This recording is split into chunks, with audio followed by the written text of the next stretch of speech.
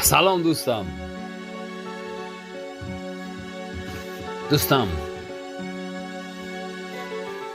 من میدانم زندگی تلخ است، دشوار است. از دنبال زندگی ناتوان و سرگردان میگردی، دنبال پول، دنبال مال، دنبال دنیا میگردی. اقلا در یک ماه یک بار دوستانت را به یادت بیار، زنگ بزن، بپرس دوستم چه حال داری.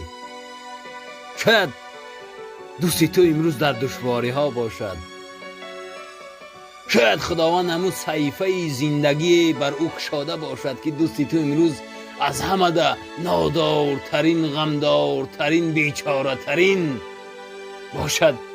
تو یک بار خبرش بگیر، بگو دوستم چه حال داری، او خوشحال میشد. با اصطلاح تاجیکا یک کرته گوشت میگیرد. دوستم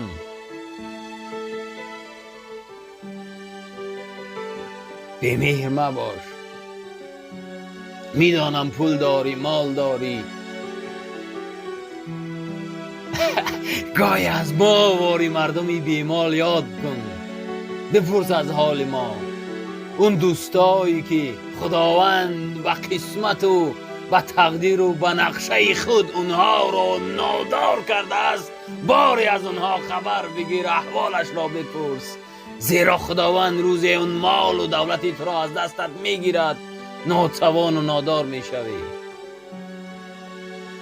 دوستم به خدا محتاج یک درهمی تو نیستم. دوستم به خدا محتاج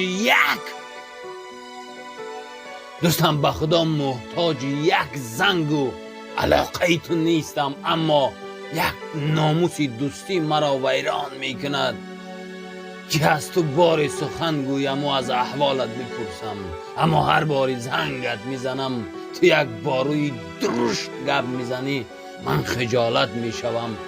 به خدا چند بار بعد از خاموش کردن تلفنم اشک ریختم، گفتم دوستی من اینقدر بی‌مهر شده است.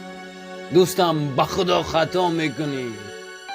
دوستم گفتم گو روزی میشد که خداوند دولتت را از دستت میگیرد. فقط یک بار از من، برای من از تو یگان چیز لازم نیست، فقط یک بار بگو دوستم خوب هستی، چه حال داری. این کافی است.